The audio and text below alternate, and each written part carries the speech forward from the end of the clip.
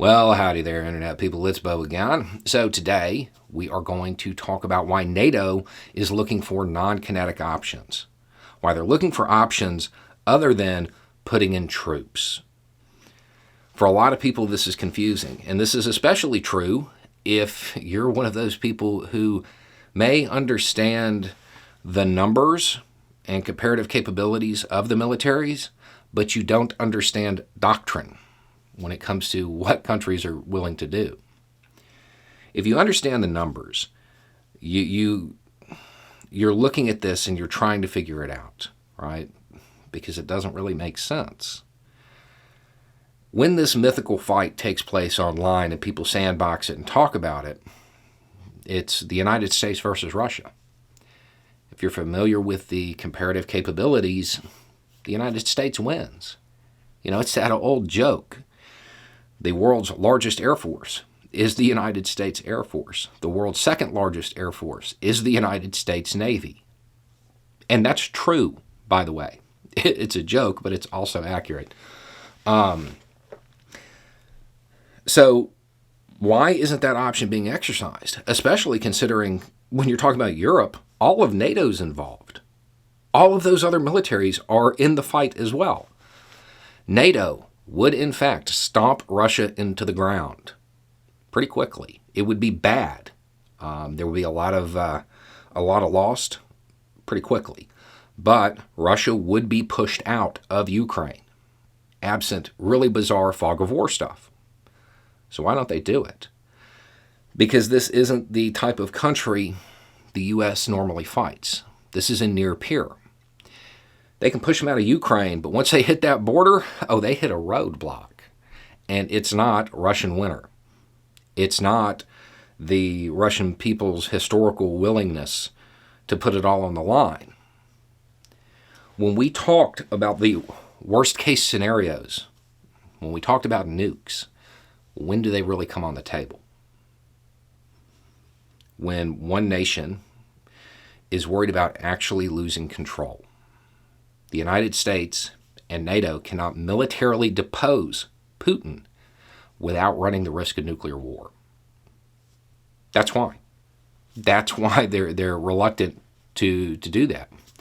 They can go in and push them out. It would be bad, but they'd be able to do it. But then nothing changes.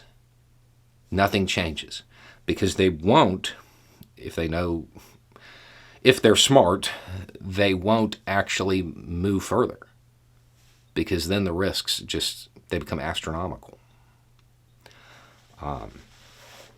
So this is why they're looking towards sanctions. Now, people have asked about that and how are they going to do it? And this is where you get to look at some foreign policy stuff. Things that may not really make sense when you're looking at it through the lens of right and wrong, good and evil, moral and immoral. Right now, oil's up to $100 a barrel? Biden's calling Saudi Arabia. Biden is calling Saudi Arabia. In fact, we know, I think he reached out last week and tried to get ahead of this. The Saudis were unwilling to do so at that time. Situation might have changed, so he's probably calling them again. Now, this explains why the United States has kind of looked the other way, slid them a card every once in a while at that international poker game where everybody's cheating to keep this option in reserve. Tensions have run high between the two countries, relatively speaking, recently, so we don't actually know that they're going to go forward with it. However, generally speaking, you can trust Saudi Arabia to do what's best for Saudi Arabia. And right now, they can offload oil at, roughly 30% more than they normally would. Now, this is also another moment to learn another thing about foreign policy. When you talk about countries looking to obtain strategic arms, the way it gets sold is always, well, if they get that, one madman and they could just go to town and they could launch. with this in mind, knowing that strategic arms really does stop the ability of a larger power to politically realign your country. Perhaps the way that topic gets framed to the world at large is a little different.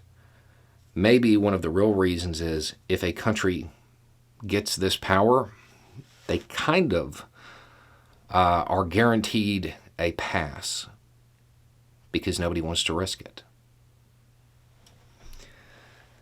So countries that are on the U.S. hit list, countries that are oppositional to the United States, all of a sudden it starts to make sense why they're looking for this capability, all right? Because if they get it, they know the U.S., well, they have that roadblock at the border because they're not going to want to risk it.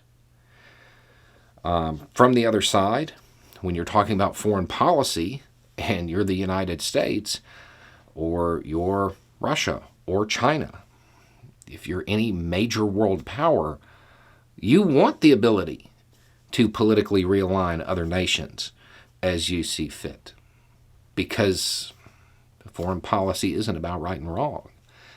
It's about power. Those strategic arms, they truly shift that balance. They make it to where the game can only go so far. That poker game stops before any player goes bust if they have nuclear weapons.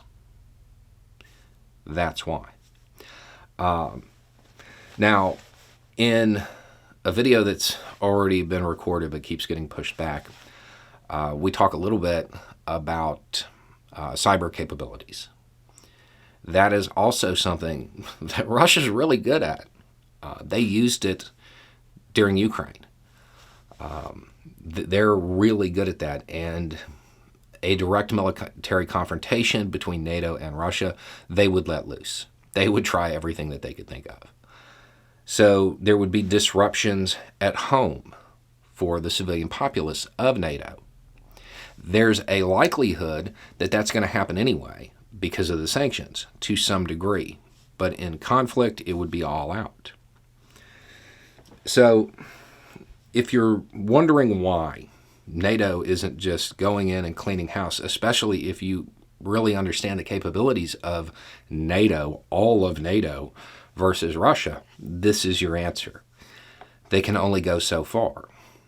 They can't depose Putin militarily. The best they can do is create the conditions in hopes that the Russian people or his political allies depose him from within.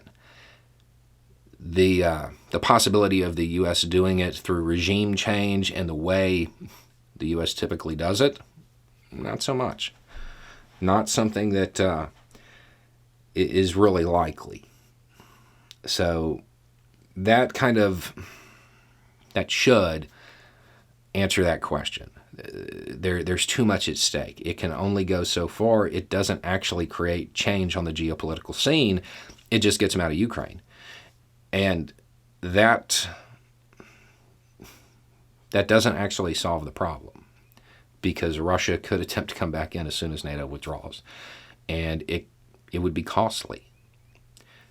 This is why. It's not as simple as dealing with a power that doesn't have strategic arms. Anyway, it's just a thought. Y'all have a good day.